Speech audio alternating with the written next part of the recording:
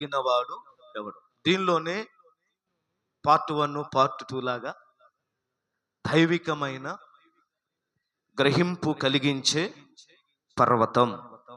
ఆమేన్. పర్వతానికి ఎక్కటం గురించి మనం ఇన్ని రోజులు విన్నాం.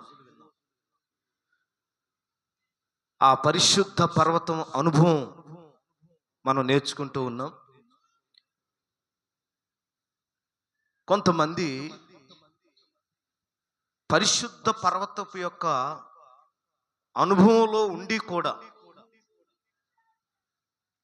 అంటే పరిశుద్ధులుగా మార్చబడి, రక్షించబడి, మారు మనసు పొంది, నీతిమంతులుగా మార్చబడి కూడా దైవికమైన గ్రహింపు ఉండదు. పేరుకు రక్షించబడ్డాం, క్రైస్తవులం, దేవుని నమ్ముకున్నాం అని మన తాత ముత్తాతల దగ్గర నుంచి చెప్పుకుంటున్నాం, మేము క్రైస్తవులమే అని. ఒకసారి వెలిగించబడినటువంటి వారు మరలా చల్లారిపోకూడదని, ఆరిపోకూడదని, వెలిగించబడినటువంటి వారు వెలిగించబడుతూనే ఉండాలని అది బైబిల్ చెప్తున్నటువంటి మాట. ప్రియమైన దేవుని సంగమా, దైవికమైన గ్రహింపు కావాలి. అది ఎలా వస్తుంది అంటే, ఆత్మ సంబంధమైన వారికి ఆత్మ సంబంధమైన విషయాలు అర్థమవుతాయి. ఆత్మ సంబంధంగా లేకుండా శరీర సంబంధంగా ఉన్నవారికి ఆత్మ సంబంధమైన విషయాలు అర్థం కావు. ఇది క్రైస్తవులు ఎక్కడ రాంగ్ స్టెప్ వేస్తున్నారంటే, ఆత్మ సంబంధమైన విషయాలు అర్థం చేసుకోవటంలో ఏమవుతున్నాం? ఫెయిల్ అయిపోతున్నాం. ఎందుకంటే మన మైండ్ సెట్ అంతా కూడా భూ సంబంధంగానే ఉంటుంది, లోక సంబంధంగానే ఉంటుంది. కాబట్టి దేవుని యొక్క ఆలోచన అర్థం కావట్లేదు. యేసు ప్రభు చెప్పారు, నన్ను కొరడాలతో కొడతారు, నన్ను సిలువకు వేస్తారు, నా రక్తం ఏరులై పారుతుంది, నన్ను చంపేస్తారు, అయినా నన్ను సమాధి చేస్తారు, నేను తిరిగి 3వ దినాన లేచుట తథ్యం అని ప్రభు చెప్పారు. యేసుతో ఉన్నవారే, యేసయ్యను వెంబడించిన వారే, సముద్రం మీద నడిచిన అనుభవం, రొట్టెలు పంచిన అనుభవం, సువార్త ప్రకటించిన అనుభవం, యేసయ్య వెనకాల తిరుగుతూనే ఉన్నారు, కానీ దైవికమైనటువంటి గ్రహింపు వారికి లేదు. కాబట్టే సమాధి దగ్గరికి సుగంధ ద్రవ్యాలు తీసుకొని వెళ్ళారు. ఏం తీసుకొని? ఎందుకు? ఏం చెప్పారు యేసయ్య? నేను అక్కడ ఉండను, సమాధి నన్ను బంధించలేదు, నేను అక్కడ ఉండను అని యేసయ్య పర్టిక్యులర్గా చెప్పారు. ఇద్దరు ముగ్గురు సువార్థికులు ఆ విషయాన్ని రాశారు. దైవికమైన గ్రహింపు కలిగిన వారైతే సమాధి దగ్గరికి వెళ్ళరు. ఒకవేళ వెళ్ళినా ఇవన్నీ తీసుకొని వెళ్ళరు. వాళ్ళ ఉద్దేశం ఏంటంటే, ఆ బాడీ అక్కడే ఉంటుంది, 3 days అయింది కాబట్టి స్మెల్ వస్తుంది, ఆ స్మెల్ రాకుండా అక్కడ సమాధిలోకి వెళ్ళి చూస్తున్నారు. నేను అంటాను, పరిశుద్ధ పర్వతం యొక్క అనుభవం కొంతమందికి లేదు, కొంతమందికి ఉంది. దైవ సేవకుడితో తిరిగే అనుభవం ఉంది, సువార్త ప్రకటించే అనుభవం ఉంది, దేవుని సేవలో వెళ్ళే అనుభవం ఉంది. సువార్తికుడితో సేవకుడితో దేవునితోనే ఉంటున్నాము, కానీ ఆ గ్రహింపు మాత్రం తెలుసుకోలేకపోతున్నాం. ఆమేన్. హల్లెలూయా. ఈ మాట ఈరోజు వాక్యం స్టార్టింగ్తోనే పరిశుద్ధాత్మ దేవుడు ఆవేశంగా మాట్లాడుతున్నాడు. అర్థం చేసుకోండి, మన స్థానం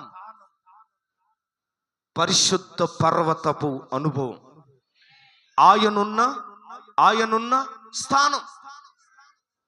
మేము ఆయనతో కూడా పరిశుద్ధ పర్వతం మీద ఉన్నవారము. పేతురు రాశారు. ఈ పరిశుద్ధ పర్వతం మీద ఉన్నటువంటి అనుభవం ఎలా ఉండాలంటే జరగబోయే దానిని గుర్తించాలి. ఏం జరగబోతుంది, రేపేమొస్తుంది, ఏమి రాబోతుంది, అది ఏ నష్టమైనా ఏ కష్టమైనా ఇదిగో అయిపోయిన తర్వాత అయ్యో జరిగిపోయిందని మనం చాలా బాధపడుతూ ఉంటాం. పరిశుద్ధ పర్వతం అనుభవంలో ఉన్నా కూడా గ్రహింపు లేనటువంటి పరిస్థితులు బైబిల్లో నేను కొన్ని మీ ముందుకు తీసుకొని వస్తాను. రండి. 2వ రాజుల గ్రంథం 6వ అధ్యాయం. 2వ రాజుల గ్రంథం 6వ అధ్యాయం 17వ వచనం. యెహోవా వీడు చూచినట్లు దయచేసి ఆ మైక్ చదివే వాళ్ళకి ఏమండి. యెహోవా వీడు చూచున్నట్లు వాని కండ్లను దయచేసి వీని కండ్లను తెరువమని ఎలీషా ప్రార్థన చేయగా యెహోవా ఆ పనివాని కండ్లను తెరువజేసెను. దేవునికి స్తోత్రం చూద్దామా? మళ్ళా చదవండి. యెహోవా వీడు చూచున్నట్లు దయచేసి వీని కండ్లను తెరవమని ఎలీషా ప్రార్థన చేయగా యెహోవా ఆ పనివాని కండ్లను తెరువజేసెను. గనుక వాడు ఎలీషా చుట్టూను పర్వతము అగ్ని గుర్రముల చేత రథముల చేతను నిండియుండుట చూచెను. 16వ వచనం. అతడు భయపడవద్దు మన పక్షముననున్నవారు వారికంటే అధికులై ఉన్నారని చెప్పి యెహోవా. చాలు. దేవునికి స్తోత్రం. ఈ మైకులు ఎందుకు చదవమన్నానంటే మన యూట్యూబ్ ఛానల్ దాదాపుగా 150-200 వరకు వెళ్ళిపోయింది సబ్స్క్రైబర్స్. వాళ్ళలో ఒక 7-8 మంది నాకు ఫోన్ చేసి, అన్న ఆ వాక్యం చదివే వాళ్ళ దగ్గర మైక్ ఉండాలి, వాళ్ళు చదువుతున్నారు మీరేమో అంటున్నారు, అది మాకు అర్థం కాలేదు, ఆ టాపిక్ చాలా బాగుంది, ఇన్ని వారాలు ఎలా దాన్ని తీసుకురాగలుగుతున్నారని దైవ సేవకులు అంటున్నారు. విశ్వాసులు కాదు, దైవ సేవకులు అంటున్నారు. ఎలా దాన్ని పట్టుకురాగలుగుతున్నారు ఆ టాపిక్ మీద? చెప్పింది చెప్పకుండా ఏంటండి, చెప్పిన అంశము చెప్పిన టాపిక్ చెప్పకుండా కొత్త కొత్త అనుభవాల్లో ఎలా రాగలుగుతున్నారని అంటే నాకు కూడా తెలియదండి. పరిశుద్ధాత్మ దేవుడు తీసుకొస్తున్నాడు ఆ సందర్భాలని అని చెప్పాను. సేవకులు కూడా వింటున్నారు ఇంట్లో పెట్టుకొని. నేను మొన్న ఒక పాస్టర్ గారి ఇంటికి వెళ్తే అదే వాక్యం పెట్టుకొని ఫ్యామిలీ వింటున్నారు. మీరన్నా వింటున్నారో నాకు తెలియదు. మీరు వినాలి, చూసి ప్రార్థన చేయాలి. ఏం చెప్తున్నా నేను, యూట్యూబ్ ఛానల్ మన పాటలు ఉన్నాయి, ఒక 7-8 ప్రోగ్రామ్స్ జరుగుతున్నాయి. షాలోమ్ గాస్పల్ మినిస్ట్రీ అని కొడితే మనది వస్తుంది, లైన్లో వచ్చేస్తుంది. చూసిందే కదా విన్నదే కదా అని కాదు, మీరు ఖచ్చితంగా మీ పని చేసుకుంటే అది పెట్టి దాన్ని ఏమంటారంటే వాచింగ్ అవర్స్ పెరగాలి, చూసేటి ఎక్కువ అవ్వాలి, అప్పుడే అది కొనసాగుతుంది, లేకపోతే కొనసాగదు. ఇది గమనించండి. మీరు పని చేసుకుంటూ మన మెసేజ్లు పెట్టండి. ఎవరెవరియో వినే బదులు మన మెసేజ్లు అండి. బాగలేదండి మెసేజ్ లేదని చెప్పండి, ఉపవాస ప్రార్థన చేసుకుని వస్తాం సంవత్సరం పోయి మళ్ళా. హల్లెలూయా, దేవునికి స్తోత్రం. పరిశుద్ధ పర్వతం ఎక్కడాన్ని గురించి మనం నేర్చుకున్నాము. ఈరోజు పర్వతం మీదనే ఉన్నాడు. ఎక్కడున్నాడు? యేసుతోనే ఉన్నారు. శిష్యులు యేసుతోనే ఉన్నారు, పనివాడు సేవకుడితోనే ఉన్నారు, సంఘము సేవకుడితోనే ఉన్నారు. కానీ గ్రహించట్లేదు. బైబిల్ అంటుంది, మీరు వినుటకు మాత్రము విందురు గాని గ్రహించట్లేదు. అవ్వాదాములు తండ్రితోనే ఉన్నారు, యెహోవా దేవునితోనే ఆ ఏదెను తోటలోనే ఉన్నారు. వాళ్ళు ఎక్కడ బయట లేరు. ఏదెను తోటలో దేవుడు ఏర్పాటు చేసిన ఆ వనములో చక్కటి సెక్యూరిటీ మధ్య ఉన్నారు, కానీ దేవుని మాటల వరకు అర్థం కాలేదు. ఎందుకన్నానంటే ఈ మాట, తినకూడని పండు తినొద్దు అని చెప్పాడు. విన్నారు, దాన్ని ఏం చేయలేదు, గ్రహించలేదు. దేవునితో లేరా?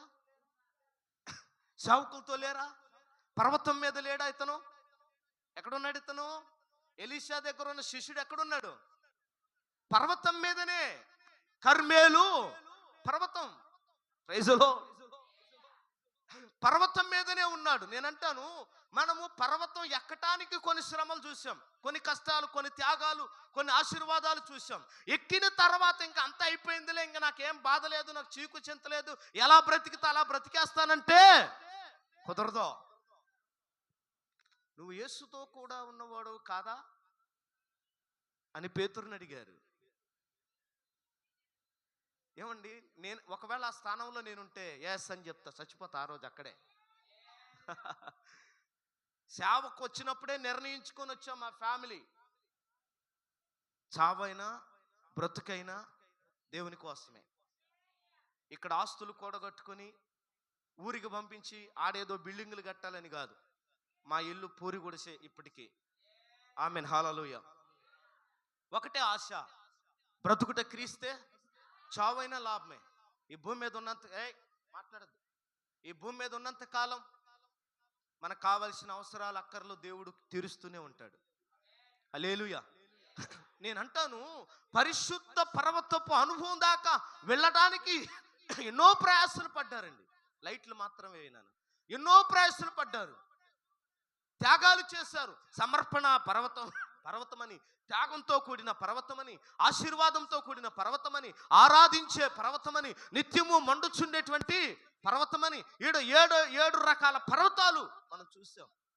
కానీ ఇక్కడ మాత్రం డిఫరెంట్ ఏంటంటే, పర్వతం మీదనే ఉన్నారు కానీ, యేసుతోనే ఉన్నారు కానీ, సంఘములోనే ఉన్నారు కానీ, సేవకులతోనే ఉన్నారు కానీ, ఏది మంచో, ఏది చెడో, ఏది చేయాలనో అర్థం కావట్లేదు. దేవునికి బాధ ఎవరిని బట్టో చెప్పనా?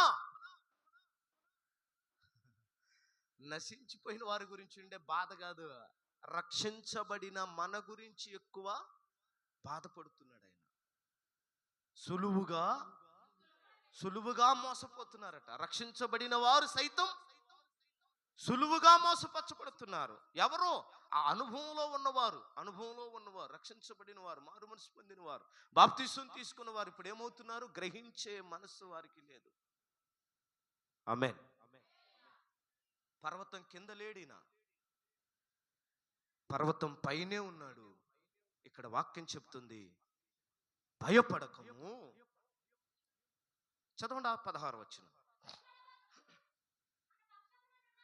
భయపడవద్దు, మన పక్షమునున్నవారు వారి కంటే అధికులై ఉన్నారని. చాలు. ఇక్కడ ఎలీషా అంటున్నాడు, తనతో ఉన్నటువంటి తోటి ట్రైనింగ్ చేస్తున్నటువంటి శిష్యుడితో చెప్తున్నాడు, భయపడవద్దు, మన పక్షమునున్నవారు వారి కంటే అధికులు. ఆమేన్. మన పక్షమున ఉన్నవారు ఎవరు? వారు ఎవరు? ఉన్నవాడు అంటే ఒకే ఎట్లా చెప్పేవాళ్ళం మనం, ఒకే మాటలో ఏమని? దేవుడు అని కదా. ఇక్కడేమంటున్నాడు? ఉన్నవారు. దేవుడు కనపడిన సందర్భాల్లో దేవుని చూపించాలి, దేవదూతలు కనపడిన సందర్భంలో దేవదూతలనే చూపించాలి. దేవదూతల కాడ దేవుణ్ణి జాయిన్ చేయకూడదు. ఆమేన్, హల్లెలూయా.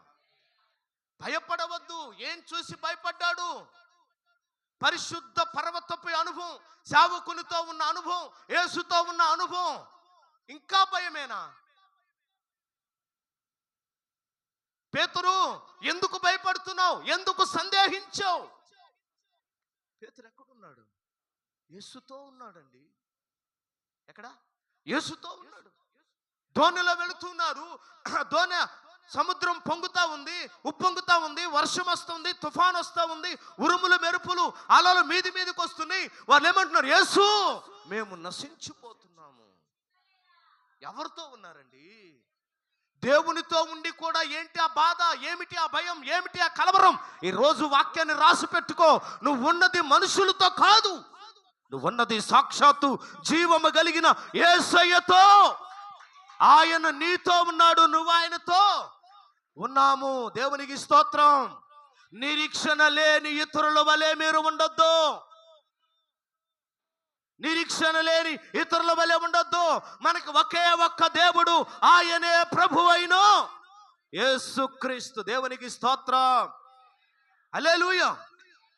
దేవునికి బాధ ఎందుకు వచ్చింది, ఎందుకు కోపం వచ్చిందంటే, రే బాబు నేను ఉన్నా కదా. ఏమన్నాడు?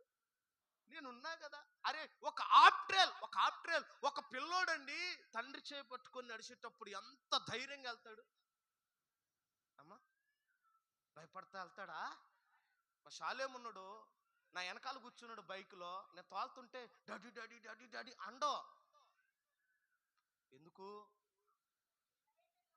మా నాన్న ఎవరో ఒక సామాన్యమైన మనిషితో పక్కన ఉన్నటువంటి సపోజ్ ఒక భార్య భర్త నడిచెళ్తా ఉన్నారు, అక్కడ ప్రమాదం వచ్చింది. భార్య ఎందుకు భయపడుతుంది? ఎందుకు భయపడదు? నా భర్త ఉన్నాడు, అవసరమైతే ప్రాణం ఇచ్చేనా నన్ను కాపాడుకుంటాడు. ఉన్నారండి అలాగా? అలా ఉండాలి మనం. ఆమేన్. ప్రాణం ఇచ్చేనా ఆ ధైర్యం భార్యకి. కొంతమందికి భార్యలు భర్తలకు ధైర్యాన్ని ఇస్తారు. ఆమేన్. అది కూడా కావాలి. హల్లెలూయా. ఇప్పుడు ఇతను ఎవరితో ఉన్నారు? దేవునితో ఉన్నాడు, ఎలీషాతో ఉన్నాడు. ఎలీషాకు లేని కలవరం, ఎలీషాకు లేని భయం, ఎలీషాకు లేని కంగారు. ఎవరికి ఉండాలండి భయం? వాస్తవానికి వచ్చింది పనివాడి కోసం కాదుగా. ఎవరి కోసమా? శత్రువులు వచ్చింది ఎవరి కోసం? ఎలీషా కోసం పంపించాడు రాజుగారే, ముందు నన్ను పట్టుకురండి. అసలు కథ అంతా వాడి దగ్గర ఉంది. దర్శనాలంట, ప్రవచనాలంట, ఈ వ్యవహారం బాగలేదు, మొత్తం చెప్తున్నాడు, మేము ఇక్కడ మాట్లాడుకునే మొత్తం చెప్తున్నాడు, తీసుకెళ్ళి పట్టుకురండి అన్నారు. భయపడవలసింది ఎవరు? కలవరపడవలసింది ఎవరు? నువ్వెందుకు కలవరపడుతున్నావు? ఒక భార్యగా భర్తకు తెలియదండి నీ అప్పులేంటో, నీ కష్టం ఏంటో, నీ బాధ ఏంటో, నీ బలహీనత ఏంటో నీ భర్తకు తెలుసు. అతను పడుతున్నాడు. నీకెందుకు కలవరం? నీకెందుకు భయం? దేవుని పరిశుద్ధ పర్వతపు అనుభవం మీద ఉన్నప్పుడు ఎలా ఉండాలో తెలుసా? యేసు నీవు నా తోడు ఉన్నావయ్యా, నాకు భయమేలా నా యేసయ్యా, నీవు నాలోనే ఉన్నావయ్యా, నాకు దిగులేలా నా యేసయ్యా, నాకు భయమేలా, నాకు దిగులేలా, నాకు చింతేలా, నాకు బీతేలా, నీవు నా తోడు ఉన్నావయ్యా, నాకు భయమేలా. హల్లెలూయా. అందరు చెప్తామా? ఎవరో చెప్పంగా విన్నాను, మీరు చెప్పండి చెప్తాను. నయాగరా జలపాతం దగ్గర ఒక అతను ఊరు వాళ్ళందరినీ పోగు చేశాడట. పోగు చేసి, నేను ఆ కొండ మీద నుంచి ఈ కొండ మీదకి తాడు మీద నడుస్తాను అని చెప్పి సాటింపు వేయించి, పాంప్లెట్లు వేయించి, అనౌన్స్మెంట్ చేయించి, మైక్ నారాయణ లాగా అందరు పోగైపోయారు. అందరు వచ్చారు. అతను తాడు మీద అలాగే నడుచుకుంటూ వెళ్ళిపోయాడు. ఆ జలపాతం మీదనే అవతలకి తాడు కట్టారు, దాని మీద నడిచాడు. అందరూ సూపర్ సూపర్ అని చప్పట్లు కొట్టారు. హల్లెలూయా. అలా వెళ్ళి మళ్ళీ ఎలా యువతలకు వచ్చాడు. రెండవసారి అదే తాడు మీద సైకిల్ మీద వెళ్తాను అని చెప్పాడు. సైకిల్ మీద వెళ్ళాడు, యువతలకి వచ్చాడు. మూడోసారి అన్నాడు, ఎవరైనా నాతో పాటు వస్తారా అవతలకి నుంచి యువతలకి అని అడిగితే, అక్కడ ఉన్నటువంటి వాళ్ళు పెద్దోళ్ళు కానీ పిల్లోళ్ళు కానీ ఎవరు రావట్లేదు, అందరూ భయపడిపోతున్నారు. వాళ్ళలో ఒక బుడ్డోడు వచ్చాడు. నేను వస్తాను అన్నాడు వాడు. హల్లెలూయా. ఆ బుడ్డోడిని చూసి మిగతా వాళ్ళందరూ మీలాగా చూస్తున్న అమ్మలాక్కలు, పోవద్దురా, ఆయనకంటే ఏదో అలవాటు ఉంది, నువ్వు భయపడతావురా, వద్దు. ఆయన నడిచాడు కదా, ఆయన తీసుకెళ్తాడు కదా అని చెప్పేసి భుజాల మీద ఎక్కి కూర్చున్నాడు. ఆమేన్. భుజాల మీద ఎక్కి కూర్చున్నాడు.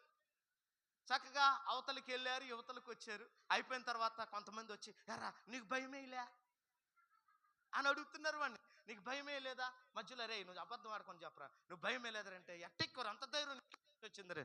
అతను ఎవరు? మా డాడీ. చెప్పలు కొడదాం. ఎవరతను? వాడి ధైర్యం ఏంటంటే, ఈరోజు దేవునికి బాధ ఏంటి చెప్పనా? దేవుడు మనతో ఉన్న తాయెత్తుల దగ్గర పరిగెత్తుతున్నారే, దేవుడు మనతో ఉన్న దండలాక్కి వెళ్తున్నారే, దేవుడు మనతో ఉన్న ఆకుపసరలు తింటున్నారే, ఏ శక్తి గొప్పదని నువ్వు నమ్ముతున్నావు ఈరోజు? ఏ శక్తి గొప్పది? ప్రార్థన చేయటం నీకు చేతనైతే ఎటువంటి వ్యాధినైనా నువ్వు పరిగెత్తించగలవో. ఆమేన్, హల్లెలూయా. తాయెత్తుకిచ్చిన విలువ, మెళ్ళో కట్టే తాడుకిచ్చిన విలువ దేవునికి ఇవ్వలేకపోతున్నారు. బైబిల్ చెప్తుంది, ప్రతి ఘోర పాపమును కడుగును మన యేసయ్యా రక్తము. ప్రతి ఘోర పాపమును కడుగును మన యేసయ్యా రక్తము. బహు దుఃఖములో మునిగనే తముగా మారనే యేసు రక్తము, రక్తము, రక్తము, యేసు రక్తము. ఆమేన్. వ్యాధిని బాగు చేయటం గొప్ప,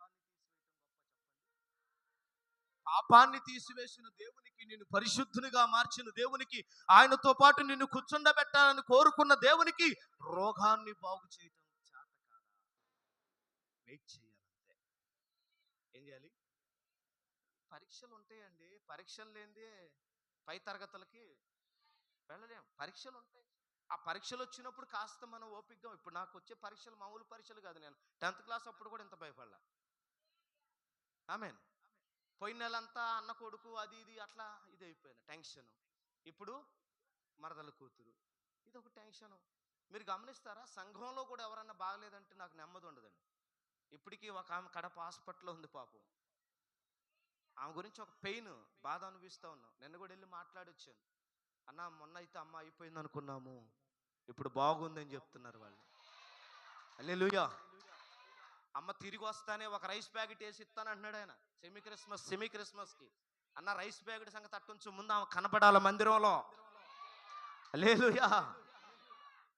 వాసిపోయింది, ఉబ్బిపోయింది. 1 గంట 2 గంటలు అన్కాన్షియస్లోకి వెళ్ళిపోయింది. ఆ టైంలోనే కళావతి వాళ్ళు అక్కడికి వెళ్ళారు చూడటానికి.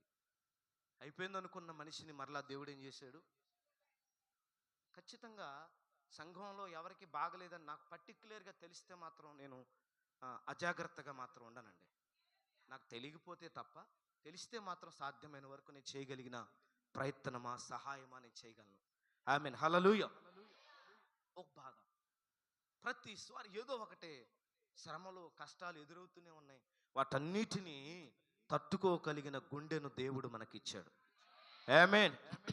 నేను ఒకటి నమ్ముతాను, నేనున్నది రాయితో కాదు, నేనున్నది పుట్టతో కాదు, నేనున్నది చెట్టుతో కాదు, నేనున్నది మాట్లాడని సూర్యచంద్ర నక్షత్రములతో కాదు. నేనున్నది ఎవరితో తెలుసా?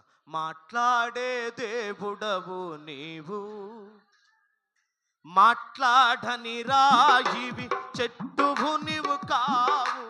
మాట్లాడే దేవుడవు నీవు, మా కుటుంబ వైద్యుడవు నీవు, మా మంచి ఔషధము నీవు, మా కుటుంబ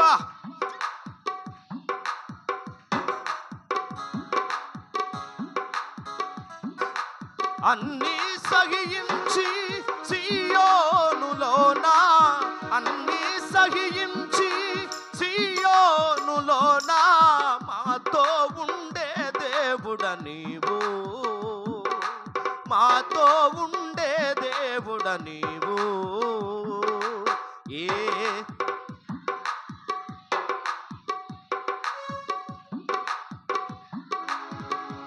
ఆమేన్. వెళ్ళి చెప్పండి, గట్టిగా చెప్పండి, హల్లెలూయా. ఏమండి, ఒక కొడుక్కి తండ్రి ఉంటే అంత ధైర్యం, ఒక కూతురికి తండ్రి ఉంటే అంత ధైర్యం, ఒక భార్యకి భర్త పక్కన ఉంటే అంత ధైర్యం. యేసయ్యతో ఉన్నా కూడా, ఏమండి, యేసయ్యతో ఉన్నా కూడా యేసు మేము నశించిపోతున్నాం. అక్కడ వాళ్ళు పర్వతం ఎక్కారని చెప్పట్లా. ఆ అనుభవం, ఎవరితో ఉన్న అనుభవం? యేసుతో ఉన్న అనుభవం ఉన్నతమైన స్థానాన్ని చూపిస్తుంది. నువ్వు నేను కూడా అనామకులం కాదండి. దిక్కులేని వారం కాదండి. ఒకవేళ ఈరోజు నీకేదన్నా అయితే ఎవరైనా పలకరిస్తారో లేదో నేను చెప్పలేను, మాట్లాడతారో లేదో చెప్పలేను, హాస్పిటల్కి వస్తే డబ్బులు ఇవ్వాల్సి వస్తుందని అల్లికి పట్టి పట్టినట్టుగా ఉండేవాళ్ళని చెప్పలేను. కానీ సైన్య సమూహమే నీ కోసం దిగి వస్తుంది నిన్ను పలకరించడానికి. గట్టిగా స్తోత్రం. ఎవరు వస్తారు నిన్ను పలకరించడానికి? సైన్య సమూహమే దిగి వస్తుంది పరలోకము నుండి. నేనెవరు లేరు, ఒంటరిదాన్ని, నా భర్త వదిలేశాడు, నా బిడ్డ చనిపోయే పరిస్థితిలో ఉన్నాడు, నేను ఎవరి కోసం బ్రతకాలి, ఈడు ఏడుపు ఆపలేకపోతున్నాను. ఇంటి వేత దూరంలో అల్లంత దూరాన పడేసి ఆకాశం వైపు చూస్తుంది ఆ స్త్రీ. చూచుచున్న దేవుడవు నీవేనని ఒకరోజు 16వ అధ్యాయంలో నామకరణ చేసింది దేవునికి. ఆ దేవుని వైపు అలాగా చూస్తూ ఉండగా ఎవరు స్పందించారో చెప్పనా? ఎవరు దిగి వచ్చారో చెప్పనా? పరలోక సైన్యం దిగి వచ్చింది. పరలోక సైన్యం అనగా ఎవరో? మనకు పరిచర్య చేయుట కొరకై దేవదూతలు మనకుండగా, మనకు పరిచర్య దేవదూతలు. చప్పట్లు కొట్టరాదా? గట్టి కొడితే ఏమైపోద్దమ్మా? చేతులు నొప్పి వస్తాయి. జండు బాం తేవాలా, లేదంటే పెయిన్ కిల్లర్ ట్యాబ్లెట్లు పెట్టుకోవాలి జేబులో. నువ్వెంతగా స్తుతిస్తే అంత గొప్పగా బలపడతావు. మన నోట ఏముండాలి? స్తుతి ఉండాలండి. ఆ స్తుతి నీకు అలవాటు కావాలంటే భూలోక సంబంధమైన స్తుతులు తగ్గాల. ఏ స్తుతులు అంటే ఏంటి? భూలోక సంబంధమైన స్తుతులు అంటే బూతులు, పనికిమాలిన మాటలు, మాట్లాడుకోండి, ముసలమ్మ ముచ్చట్లో. ఒక ఇద్దరు పోగయ్యారంటే పాస్టర్ అన్న ఏం వాక్యం ఇదేమా, ఇది కూడా ఒక వాక్యమేనా? ఇలాగ ఒక పాస్టర్ ఒక పూటల్లా పాస్టరే తప్పితే ఇంక పిల్లలు కూడా వదలట్లేదులేండి ఈ మధ్యకాలం. పిల్లల గురించి కూడా డుండును. ఏమండి, నీ బిడ్డ గురించి ఏ రోజైనా సేవకుడు తప్పుగా చెప్తే ఎలా ఉంటుంది? ఆమేన్. చాలా బాధ ఉంటుంది.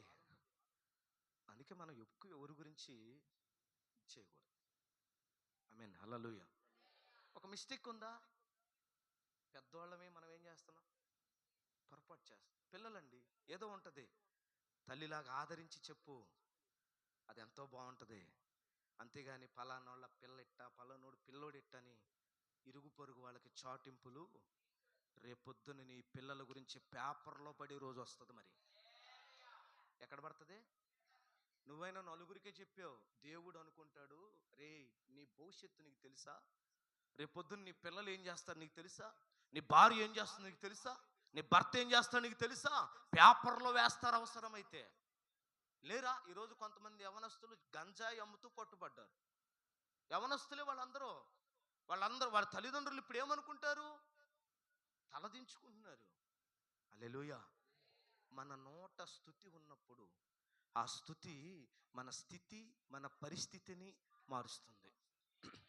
అందుకే మనం ఎప్పుడు స్తుతి చేస్తూ ఉండాలి. మీకు కావాలంటే చెప్పండి, స్తుతుల పుస్తకాలు తీసుకొచ్చి పెడతా. మీరు డైలీ స్తుతితో ప్రారంభించండి ప్రార్థనలో. ఆల్రెడీ మనం చేసాం. ఆల్రెడీ మీ అందరి దగ్గర పుస్తకాలు ఉన్నాయి. 100 స్తుతులు, 1000 స్తుతులు బుక్స్ ఇచ్చాం మేము. ఆమేన్. దేవుని స్తుతించే అనుభవంలో ఉన్నప్పుడు ఈ భూలోక సంబంధమైన మాటలు మన నోట, అందుకంటారు వెలిగించబడిన వారికైతే ఆత్మ సంబంధమైన విషయాల గురించి ఆలోచన చేస్తాం. సరిగ్గా వెలిగించబడలేదు అనుకో, ఏం చేస్తారు వాళ్ళు? పద్దకి కదే సినిమాలు, సీరియల్, సీకార్లు, అది పుష్ప 2, 3 ఇదే. అంతే కదండి. అదే దేవుల్లో వెలిగించబడితే ఏం డిస్కషన్ చేస్తాం? అన్న చెప్పిన వాక్యం బైబిల్లో ఉందా లేదా? ఈ వాక్యం ఎలాగా కాదా? అసలు ఇంకొంచెం చదివితే బాగుంటుంది కదా అని అలాగ చదువుకుంటూ ఒక డే అంతా బైబిల్ చదివే వాళ్ళుగా ఉంటే ఎంత బాగుంటుంది. కొంత సమయం స్తుతించేవారుగా మోకాళ్ళు వేసి కేవలం స్తుతి కోసం 1 గంట స్తుతించి చూడు ఒకరోజు. నాకు టైం దొరకట్లేదండి, లేకపోతే నాకు స్తుతించడం ఏం కొత్త కాదు, భాషలు మాట్లాడటం కొత్త కాదు, ప్రవచించటం ఏం కొత్త కాదు. మీకు టైం ఉంది. ఆ టయాన్ని దేవుని దగ్గర గడిపితే అప్పుడు నువ్వు దైవికమైన జ్ఞానాన్ని నువ్వు కలిగి ఉంటావు. హల్లెలూయా. అవ్వాదాములు దేవునితోనే ఉన్నారు, కానీ వారు వాక్యాన్ని విన్నారు కానీ గ్రహించలేదు. ఏం గ్రహించలేదు? చెప్పాడు దేవుడు, ఆ పండు తినొద్దు. విన్నారా లేదా? చెప్పాలి. విన్నారు కానీ గ్రహించలేదు. యోనాతో దేవుడు చెప్పాడు, నినివే పట్టణానికి వెళ్ళు అని. మధ్యలో ఏమైపోయాడు? వాళ్ళు వీళ్ళ మాటలు విని తర్షీషుకు వెళ్ళి భయపడిపోయాడు. నినేవేకి వెళ్తే ఖచ్చితంగా నన్ను చంపేస్తారు అనుకున్నాడు. డైవర్ట్ అయిపోయాడు. ఏలియాని వెంబడిస్తున్నప్పుడు ఎలీషా దగ్గరికి వచ్చి కొంతమంది ఏం చెప్పారట, రే నువ్వు ఆ ముసలోడిని వెంబడిస్తున్నావు, ఆ సేవకుడు ఆయనకేంద్ర బాబు, ఆయన కారులో బోరులో బాగానే ఉన్నాడు, నువ్వే ఎటు కాకుండా అయిపోతావు బాబు అని నాకు చెప్పినట్టే ఆయనకు చెప్పారంట. నేను కూడా సేవకులను వెంబడించేటప్పుడు మా ఊరోళ్ళు కానీ ఈవెన్ మా నాన్న కూడా చెప్పేవాడు, ఒరే వాళ్ళు బాగానే ఉన్నారా, కారులు బోర్లు తిరుగుతున్నారు సంతోషంగా, నీకేముందరా తినటానికి లేదు, నువ్వెందుకు రా వెనకాల తిరుగుతావు అన్నాడు. నేను ఎన్నోసార్లు మా నాన్నకి చెప్పి చూశాను, నాన్న నేను సేవకుని చూసి పరిచర్య చేయట్లేదు నాన్న, దేవుణ్ణి చూసి చేస్తున్నాను. చనిపోయే ముందు గ్రహించాడు మా నాన్న. ఎప్పుడు? తీరా చనిపోయే ముందు ఒక 2-3 సంవత్సరాలు చనిపోతాననగా మారాడు. తాగడం మానేశాడు, బీడీ సిగరెట్లు మందు ఇవన్నీ మానేశాడు. ఒక 3 సంవత్సరాలు బాప్తీసం తీసుకున్న తర్వాత ఒక 2 సంవత్సరాలు పరిపూర్ణంగా ఉన్నాడు. ప్రభు పిలుపు పొందుకొని వెళ్ళిపోయాడు. హల్లెలూయా. కాబట్టి మన నోట ఏముండాలంటే స్తుతి ఉండాలి. దేవునితోనే ఉన్నారు. సైతాను మాటలు విన్నారా లేదా? ఎవరి మాటలు విన్నారు? సైతాను మాటలు విన్నారు. ఇది నిజమా? ఎవరు వస్తున్నారు? ఎవరు మాట్లాడుతున్నారు? ఇది నిజమా అంటూ సర్పముతో వచ్చాడు సైతాను. ఎవరిని మోసం చేశాడు? ఒకవేళ వాళ్ళు వెలిగించబడి ఉన్నట్లయితే, దేవునితో ఉన్నవారమని గ్రహించినట్లయితే, దేవుడు రోజు సాయంకాలం వచ్చి మనతో మాట్లాడుతున్నానని గ్రహించినట్లయితే, వారు ఎవరి మాట వినరో? సాతాను మాటలు వినరో. కుటుంబాన్ని పాడు చేసే వాళ్ళ మాటలు వినరో. జీవితాన్ని విచ్ఛిన్నం చేసేవారి మాటలు వినరో. ఆమేన్. దేవుని మాట వినాలి, సేవకుని మాట వినాలి. ప్రియమైన దేవుని బిడ్డలారా, వాళ్ళిద్దరూ అక్కడ ఏం చేశారంటే సైతాను మాటలు విన్నారు. దైవికమైన ఆలోచన వారికి లేదు. ఒకానొక సమయంలో దేవుడు వచ్చినప్పుడు, వేర్ ఆర్ యు అడామ్, ఎక్కడున్నావు? నీ స్వరము విన్నప్పుడు భయముతో చెట్టు చాటున దాక్కున్నాను. ఒకప్పుడు లేని భయం, ఒకప్పుడు దాక్కునే పరిస్థితి లేదు, ఒకప్పుడు భయపడే పరిస్థితి లేదు. అంతకుముందు దేవుడు ఎప్పుడు వస్తారా అని చక్కగా కూర్చొని ఇద్దరు ఏమంటే తలబట్టలు వేసుకొని స్నానాలు చేసి వరకు చెప్తున్నారండి. అలా చేశారని కాదు కానీ అలా చెప్తున్నారు. సిద్ధంగా ఉండేవాళ్ళు మీరు విశ్వాసులు కూడా పాస్టర్ వచ్చేటప్పుడు. ఇప్పుడు ఎలా ఉన్నారు వీళ్ళిద్దరూ? అక్క ఒక చెట్టుకి వెళ్ళిపోయింది, అన్న ఒక చెట్టు చాటుకి వెళ్ళిపోయారు. ఎవడు చెప్పాడో నువ్వు దిగంబరువని? నీకెవరు చెప్పారు? ఆమేన్. నేనంటాను, ఒక అన్యుడు మేలండి. కొన్నిసార్లు అంతంత మాత్రం వాక్యం తెలిసిన వాళ్ళు మేలు. అన్నీ తెలిసి కూడా మనం ఆధ్యాత్మికమైన మెలకువలు గ్రహించలేక ఏమైపోతున్నామంటే పడిపోతూ ఉన్నాం. ఆమేన్. దేవుని వాక్యం చెప్తుంది, ప్రభువా వీడు చూచున్నట్లు వీని కన్నులు తెరువము. హల్లెలూయా. వీడు చూచున్నట్టు వీని కళ్ళు తెరువని ఎప్పుడైతే ఎలీషా ప్రార్థన చేశాడో 16వ వచనంలో చెప్పాడు, వీరికంటే మనతో ఉన్నవారు బలవంతులు అని. ఆ బలవంతులను చూడాలి. నిన్ను శాసిస్తున్న లోకానికంటే, నిన్ను భయపెడుతున్న లోకానికంటే, నిన్ను భయపెడుతున్న సైతానికంటే, నిన్ను భయపెడుతున్న అప్పులు, రోగాలు, బలహీనతల కంటే ఉన్నతమైన ఒక శక్తిని నువ్వు చూడాలి అంటే దైవికమైన గ్రహింపు నీకు కావాలి ఈరోజు. హల్లెలూయా. అప్పటి వరకు కనపడలా. ఎవరు? దేవుని సైన్యం అప్పటి వరకు అతనికి కనపడలేదు. లేరని అర్థమా? మీరు బాగా గమనించండి. ఉదయం అనంగా వచ్చిన శత్రువులు ఎందుకు ఆగిపోయారో తెలుసా? ఎందుకు ఆగిపోయారు? బెల్లు కొట్టినప్పుడు, భోజనం బెల్లు కొట్టినప్పుడు వస్తారు, అలా కాదు. దేవునికి స్తోత్రం చేద్దాం. మీరు అక్కడ చదివితే వారు కళ్ళు కూడా అంధత్వములోకి వెళ్ళిపోయినాయి. ఎవరో? సైన్యం కళ్ళు కూడా ఏమైపోయినాయి? కొంచెం మీరు పైకి చదువుకోండి మళ్ళా. ఆ దండు వారు అతను సమీపించినప్పుడు ఆ, ఆ, ఉమ్, ఉమ్, ఉమ్, ఉమ్,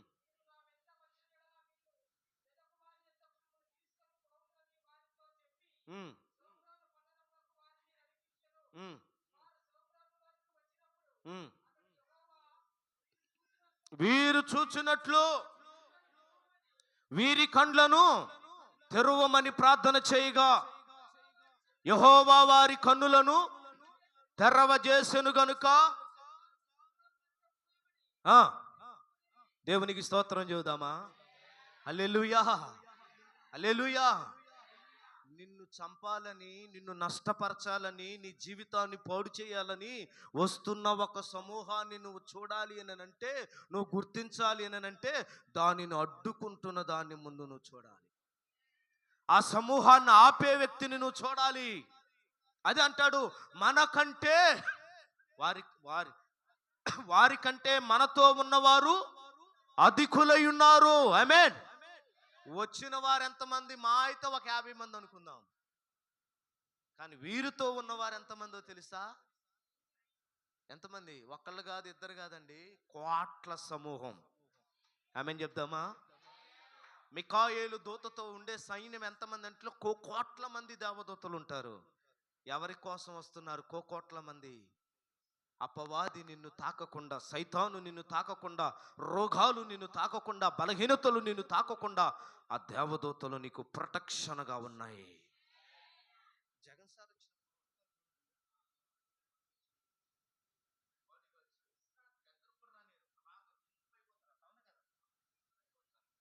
వాళ్ళనైనా దొబ్బుకొని రావచ్చు, కానీ నిన్ను ప్రొటెక్ట్ చేసే దేవదూతలు ఉన్నారే, ఆ దేవదూతలు నిన్ను ఏది తాకకుండా ఆపుతున్నాయి. అది మనం చూడాలి ఈరోజు.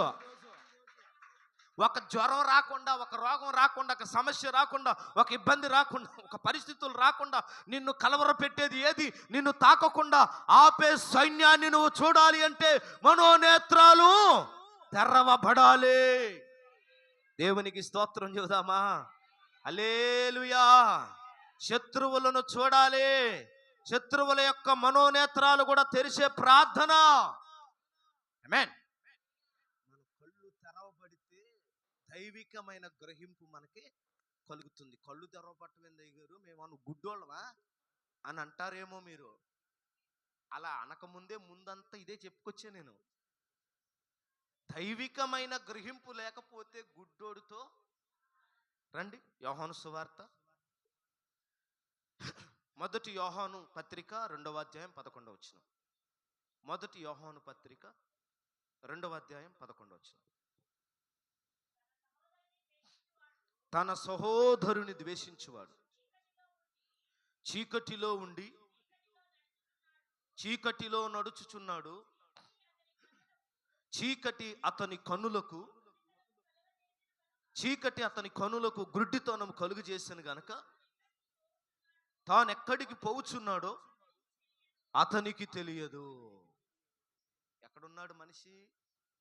చీకటిలో ఉన్నాడు, చీకటిలో నడుస్తున్నాడు. దైవికమైన గ్రహింపు కలగవలసినటువంటి మనం, పరిశుద్ధ పర్వత అనుభవంలో ఉన్న మనం, దేవుని సేవకుడితో ఉండే అనుభవంలో ఉన్న మనం, యేసయ్యతో ఉన్నటువంటి వారి అనుభవం, దేవాతి దేవునితో ఉన్న ఆదాముల యొక్క అనుభవం గుడ్డితనం కాదంటారా? చెప్పండి. గుడ్డితనమే. గ్రహించలేకపోయారు, చూడలేకపోతున్నారు. Praise the Lord. హల్లెలూయా. అక్క చెల్లి, దేవుడు చేసిన మేలును మనం మర్చిపోకూడదు. ఏం చేయకూడదు? గ్రహించాలి. నేనేంటి, నా పరిస్థితి ఏంటి, అసలు నేను ఇంతగా ఎదగటం ఏంటి, ఇంతగా ఆశీర్వదించబడటం ఏంటి, ఇంత బాగుండటం ఏంటి అని ఏ రోజన్నా అనుకున్నారు మీరు? అలా అనుకున్నామంటే దాని వెనకాల ఉన్న రహస్యం ఏంటంటే దేవుడు నీతో ఉన్నాడు అని అర్థం. దేవుడు నిన్ను ఆశీర్వదిస్తున్నాడు అని అర్థం. ఎప్పుడైతే దైవికమైన గ్రహింపు నీకు కలుగుతుందో, అయితే నేను ఒకటి చెప్తాను, దానికోసం మనం ప్రార్థన చేయాలి. ఏం చేయాలి? మంచేదో చెడేదో గ్రహించే మనస్సు నాకు కావాలి. దైవికమైన చూపు నాకు కావాలి. ఆత్మ సంబంధమైన చూపు నాకు కావాలి. దేని వలన గుడ్డితనము? చీకటి వలన. చీకటి అంటే రెండు భాగాలు, రెండు విషయాలు, సైతాను లేదా పాపం. చెప్పండి, సైతాను లేదా పాపం. ఈ సైతాను చేత ప్రేరేపించబడుతూ సైతాను చేత నడిపించబడుతున్నప్పుడు చీకటిలో ఉన్నవారమే, లేదా పాపములో ఉన్నా కూడా చీకటిలో ఉన్నవారమే. ఆమేన్, హల్లెలూయా. మంచేదో చెడేందో రేపేం జరుగుతుందో గ్రహింపే ఉండదు. హల్లెలూయా. కాబట్టి ప్రియమైన దేవుని బిడ్డలారా, ఆ చీకటిలో ఉండటం వలన, చీకటితో నేను నడవటం వలన ఈ పాపం అనేది మన కన్నులకు గురుడితనాన్ని కలుగు చేస్తుంది. మరొక మాట చదువు, 2 కొరింథీయులకు రాసిన పత్రిక 4వ అధ్యాయం 4వ వచనం. కొరింథీయులకు రాసిన 2వ పత్రిక 4వ అధ్యాయం 4వ వచనం. మైక్తో చదివితే బాగుంటుంది అమ్మా. దేవుని స్వరూపి అయిన క్రీస్తు మహిమను కనపరచు సువార్త ప్రకాశము వారికి ప్రకాశింపకుండు నిమిత్తము ఈ యుగ సంబంధమైన దేవత అవిశ్వాసులైన వారి మనోనేత్రములకు గురుడితనము కలుగజేసెను. ఎవరికండి? అవిశ్వాసులైన వారి మనోనేత్రములకు. ఏం చూడకుండా? సత్య సువార్తను అర్థం చేసుకోకుండా, వాక్యాన్ని అర్థం చేసుకోకుండా, వాక్యానుసారంగా నడవకుండా వెళ్తున్నారు అంటే అర్థం ఏంటో చెప్పనా? నువ్వు గురుడ్డివాడివి, గురుడ్డిదానివి అని అర్థం. కనులుండి చూడలేవా యేసు మహిమను, యేసు మాటను, నాలుకుండి పాడలేవా యేసు పాటను, చెవులుండి వినలేవా యేసు మాటను, నాలుకుండి పాడలేవా యేసు పాటలు, చెవులుండి వినలేవా యేసు మాటలు.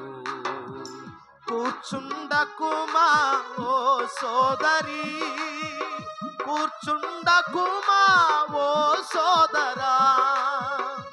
ఆమేన్. బలిగొట్టండి పాత పాటలు కదా, మళ్ళీ రాశారు వాళ్ళు. ఆమేన్, హల్లెలూయా. ఏమి కన్నులుండి చూడలేవా ఎవరి మహిమను? యేసయ్య మహిమను. చెవులుండి లేవా చెవులు, కళ్ళు లేవా, నాలుక లేదా? ఒక ఆయన ఇట్టునే రాశాడు, మీరేమనుకోనంటే పాడతా ఆ పాట. ఒక ఆయన రాశాడు, హృదయారణ్యములో, ఏమండి, నీ కృంగిన సమయంలో కాళ్ళు ఉన్నంత వరకు నడవలేదు. మందిరానికి ఉన్నప్పుడు నడవలండి, ఆ ఇరిగినాక యజ్బాయ్యా నేను ప్రార్థన చేసిపోయా, నేను నడవలేకపోతున్నా. నడిస్తే నీ మందిరానికి వచ్చేస్తానయ్యా అంటే, నా కాళ్ళు వస్తే మరి ఉన్న రోజులు ఇలా చూసుకుంటూ పోతారు మందిరికి వెళ్ళి, ఇలాగా మంది కాదులే అన్నట్టు. ఏమండి, పాట నేలక లేదంటే ఒకరోజు పాడలేకపోతున్నాడంట. నేలకపోయినప్పుడు, నోరు పోయినప్పుడు ఏమనిపిస్తుందంట? పాడాలని ఉంది నీ పాటలు. ఏంటండి, ఎప్పుడు పాడాలని ఉంది? అమ్మలారా అక్కలారా యూట్యూబ్లో కూడా పెడతానమ్మా, మంచి మంచి పాటలు పాడండి అమ్మా అంటే లేకరాయ. ఆమేన్, ఆమేన్. మిమ్మల్ని కాదులేండి, మైక్ ఇస్తే ఈ వంతుని ఎల్ల కాలం పాడేవాళ్ళు మీరు పాడతారు. కొంతమంది గురించి చెప్తున్నా, మీ గురించి అది తీసేసుకోండి. ఆమేన్, హల్లెలూయా, హల్లెలూయా. పాడాలని ఉన్నప్పుడు నువ్వు పాడలేదనుకో, ఒకప్పుడు నీకు అనిపిస్తుంది పాడాలని ఉంది నీ పాటను, కానీ ఇప్పుడు నేను పాడలేను. ఆమేన్. డబ్బులు ఉన్న రోజులు, లక్షలు ఉన్న రోజులు, కోట్లు ఉన్న రోజులు, జేబు నిండా పైకి కనబడేటట్టు ఉన్నప్పుడు కానుకోయి బుద్ధి కాలేదట. ధనమంతా పోయాక ఈ పాట తీసి పెట్టుకుంది, మళ్ళీ పాడదాం వీలైతే. హల్లెలూయా. ధనమంతా పోయాక ఇవ్వాలని ఉంది నా యేసుకి. ఆమేన్. దీపముండంగానే ఇల్లు చక్క పెట్టుకోవాలి, సమయాన్ని సద్వినియోగం చేసుకోవాలి. అంతా అయిపోయినాక హృదయం అరణ్యం అయిపోయిందట. చాలా మంది అలాగే ఉన్నారు ఈరోజు. వాక్యాన్ని వినట్లేదు, పాటలు పాడట్లేదు, దేవుని స్తుతించట్లేదు, దేవునికి ఇవ్వట్లేదు. అకౌంట్లు నింపుకుంటున్నాం, బీరువాలు నింపుకుంటున్నాం.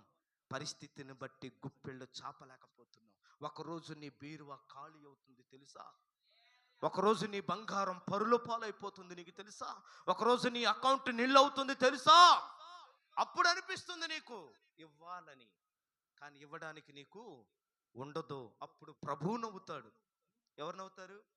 దేవుడు నవ్వుతాడు. అక్కడ ఉండి, రే ఏంద్రా బాబు, ఆ కుప్పరాజు పాపం మొత్తుకొని చెప్పాడు దేవుని పరిచర్యకు సహకరించమని. చేసావా? ఇప్పుడు నీ దగ్గర లేదు. ఇప్పుడేమనిపిస్తుంది? చెయ్యాలి, ఇవ్వాలి, పాడాలి, రావాలని. వచ్చే అవకాశం ఉందా? లేదు. ప్రియమందుని బిడ్డలారా, దేవుని వాక్యం ఇక్కడ సెలవిస్తుంది, అవిశ్వాసుల యొక్క మనోనేత్రములను గురుడితనము కలుగు చేసింది. దేనికి గురుడితనం కలుగు చేసిందంటే వాక్యాన్ని వినకుండా, సత్యాన్ని అర్థం చేసుకోకుండా. ఇదిగో ఈ కనపడే వాళ్ళందరూ ఇప్పుడు ఎందులో ఉన్నారు చెప్పండి? అదే స్థితిలో. వాక్యాన్ని వినకుండా, అర్థం చేసుకోకుండా, ఈ మందిరం మన కోసమే దేవుడు కట్టాడని గ్రహించకుండా చూసి చూడనట్టుగా వెళ్ళిపోతూ ఉన్నారు.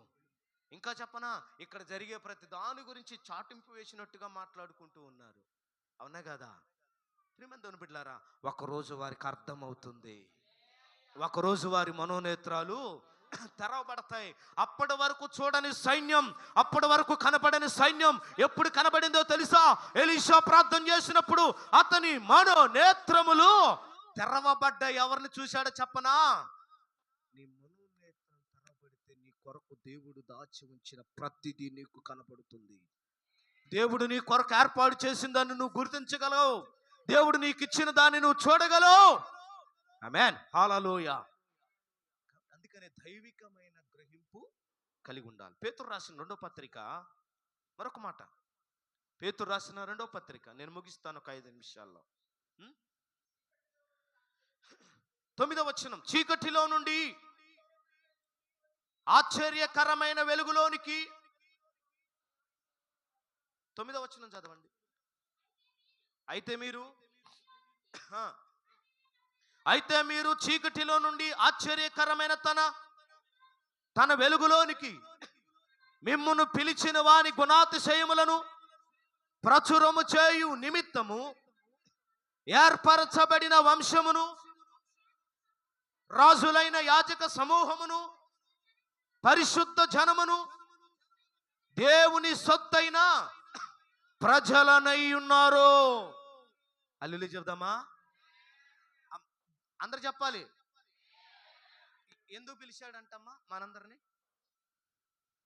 మిమ్మల్ని ఎందుకు పిలిచాడన్నా? మమ్మల్ని నా బాబా మమ్మల్ని ఎందుకు పిలిచాడంటే యేసుప్రభుని నమ్ముకొని పాటలు పాడుకుంటే ప్రార్థన చేసుకోవటానికి పిలిచారు. యేసయ్య రోగం వచ్చినప్పుడు స్వస్థపరుస్తాడు, అప్పులు ఉన్నప్పుడు అప్పులు తీరుస్తాడు, వడ్డీలు ఉన్నప్పుడు వడ్డీలు కడతాడు, అందుకే పిలిచాడు యేసయ్య.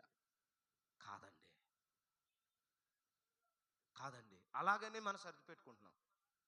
అదే దైవికమైన గ్రహింపు అంటే ఆయన గుణాతిశయములను ప్రచురింపు నిమిత్తం నిన్ను నన్ను చీకటిలో నుండి లేపాడు. కొట్టు చప్పట్లు. హల్లెలూయా. ప్రకటించేది ఓన్లీ సేవకుడు మాత్రమే కాదు. యేసయ్య గురించి ఎక్కడ పడితే అక్కడ మాట్లాడాలి మీరు కూడా. హల్లెలూయా. దేవుని గురించి చెప్పాలి. నాకు రాదన్నా. ఎందుకు రాదు నీకు? కుళాయిల దగ్గర రాదా నీకు? రోడ్డు మీద రాదా? భర్త మీద పోట్లాడతావే, పోట్లాడతావే, భార్య మీద పోట్లాడతారు బోగా. యేసయ్య గురించి చెప్పాలంటే ఎందుకు చెప్పరు? చెప్పండి. చెప్పాలి. ఎందుకు పిలిచాడు చీకట్లో నుండి? మీరు ఇంటికెళ్ళి 2వ పేతురు పత్రిక 1వ అధ్యాయము 9వ వచనం 10 సార్లు చదవండి. 1 పేతురు 2:9 10 సార్లు చదవండి. ఏమని చదవాలి? ఎందుకు దేవుడు మనల్ని పిలిచాడు, ఎక్కడుంటే పిలిచాడు, ఏ స్థితిలో ఉంటే పిలిచాడు. మనం వెలుగులో ఉంటే పిలవలేదట. చీకటిలో ఉంటే ఆయన మనల్ని ఎందుకు పిలిచాడు? ఆయన గుణాతిశయములను ప్రచురింపు నిమిత్తము. పేతురు ఎందుకు చనిపోయాడు? పౌలు ఎందుకు చనిపోయాడు? యాకోబు ఎందుకు చనిపోయాడు? ఏమండి, అపోస్తులందరూ ఎందుకండి అంత దారుణంగా చనిపోయారు? నేను రాత్రి ప్రకటన గ్రంథాన్ని చదువుతా ఉన్నా. పద్మాసు దీపాన్ని గురించి మాట్లాడదాం, యోహాను గురించి మాట్లాడదాం అని చదువుతూ ఉంటే నాకు ఇంకా వాక్యం పరిపూర్ణత రాలేదు. వీళ్ళందరూ ఎందుకు చనిపోయారు చెప్పనా? ఆయన యొక్క గుణాతిశయములను ప్రచురించడానికి వచ్చారు. అవునా కదా? ఏంటి ఆయన గుణాతిశయం ఏంటి? ఎంతో సుందరుడమ్మ తాను, నేనెంతో మురసిపోయాను. ఎంతో సుందరుడమ్మ, మృదంగం మృదంగం, నేనెంతో మురసి. హల్లెలూయా. ఎవరండి ఆయన? ఎంతో ఎంతో సుందరుడండి. పాలతో కడిగిన నయనాలు కలిగిన వాడు, మరణమును జయించిన వాడు, మరణ శాసనమును రాసినవాడు, అనేకులను స్వస్థపరిచిన వాడు, పాపాన్ని శాపాన్ని తన శిలువ మౌని మీద భరించిన వాడు. ఆయన గుణాతిశయములను ప్రచురించడానికి వచ్చిన ఏ ఒక్కరూ పట్టుమంట 50 సంవత్సరాలు బ్రతకలేకపోయారు. ఆమేన్. కొంతమంది ఏమో అంతే, అందరూ దాదాపుగా నిండు వయసులోనే చనిపోయారండి. చీకటిలో ఉన్నామ్మా, మనం పాపంలో ఉన్నామమ్మా, శాపంలో ఉన్నామమ్మా. అలా ఉన్న మనల్ని వెలుగులోనికి ఎందుకు నడిపించాడంటే, నా మట్టుకు నేను రక్షించబడ్డాను, నా మట్టుకు నేను యేసయ్యని నమ్ముకున్నాను చాలు అనుకోవటానికి మాత్రం కాదు. అలా అనుకుంటే నువ్వు ఇంకా దేవుని పని చాలా చేయాల్సి ఉంది అని అర్థం. దేవునికి శ్రమ. అందుకని ఇక్కడ ఎవరున్నారు? ఆ బలిపీఠం కింద ఉన్న వాళ్ళు ఎవరో మహాశ్రమలు అనిపించిన వారు. అక్కడికి వెళ్ళాలంటే ఇక్కడ ఏం చేయాలి మనం? శ్రమలంటే పుసుక్కున రోగాలు అప్పులను మాకండి అమ్మా. శ్రమలు అంటే అవి కాదు, దేవుని కొరకు నిలబడ్డప్పుడు వస్తాయే శ్రమలు.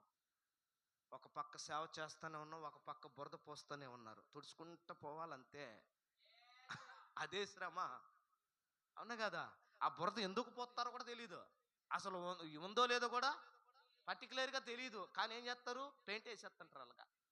వీడికి ఒక బ్రష్ కొనిచ్చారు, వేసేస్తుంటాడు అలాగా. అది వేస్తున్న రాళ్ళు మీద పడుతున్నా, నిందలు అవమానాలు పడుతున్నా, పని చేయటం చేతగాక బైబిల్ పట్టుకున్నారంటారు సావుకుల్ని. తెలుసా మీకు ఈ మాట? ఎంతమంది విన్నారు ఈ మాట? అందరు విన్నారుగా. చేతగాకనా పని?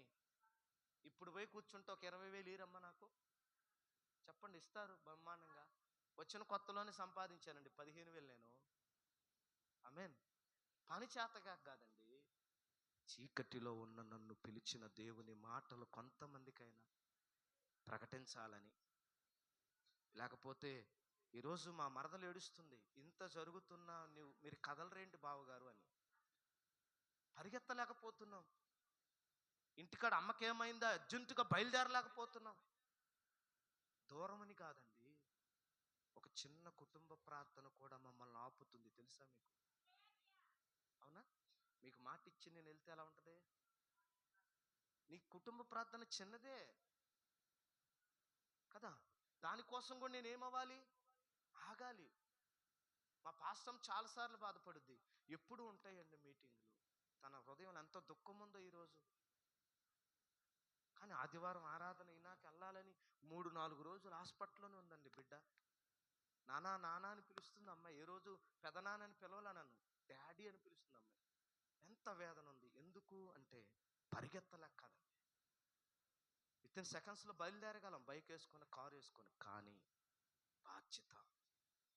నేను అనుకుంటాను, మీ తర్వాతనే నా కుటుంబం. అది మాత్రం 100% చెప్తాను. మీ తర్వాతనే నా ఫ్యామిలీ, ఓన్లీ బ్లడ్ రిలేషన్ మీ తర్వాతనే. ఎందుకంటే నా బ్లడ్ రిలేషన్ ఏ రోజు నాకు సహాయం చేయలేదు. కానీ మీరు సహాయం చేసినా చేయకపోయినా ఒకే రక్తం చోత కడగబడిన వారం మనం. ఆమేన్. ఆత్మ సంబంధమైనటువంటి బంధం మనదే.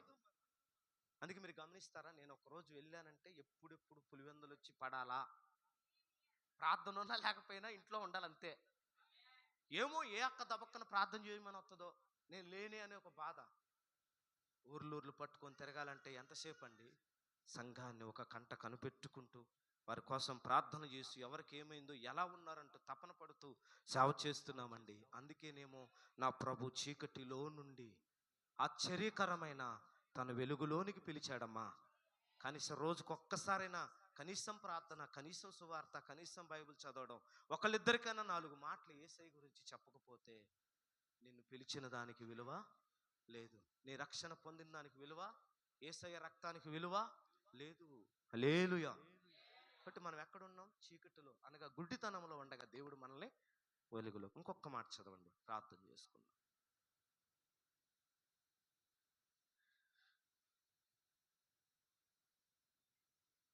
యోహాను సువార్త 9వ అధ్యాయం 25వ వచనం.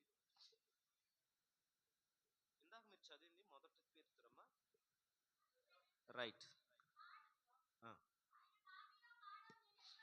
ఆయన పాపియో కాడో నేను ఎరుగును, ఒకటి మాత్రం నేను ఎరుగుదును, నేను గుడ్డివాడనై ఉండి ఇప్పుడు చూచుచున్నాను. గట్టిగా చప్పలు కొడదామా? అందరూ అందరూ అందరూ కొడదాం గట్టిగా. దేవునికి స్తోత్రం.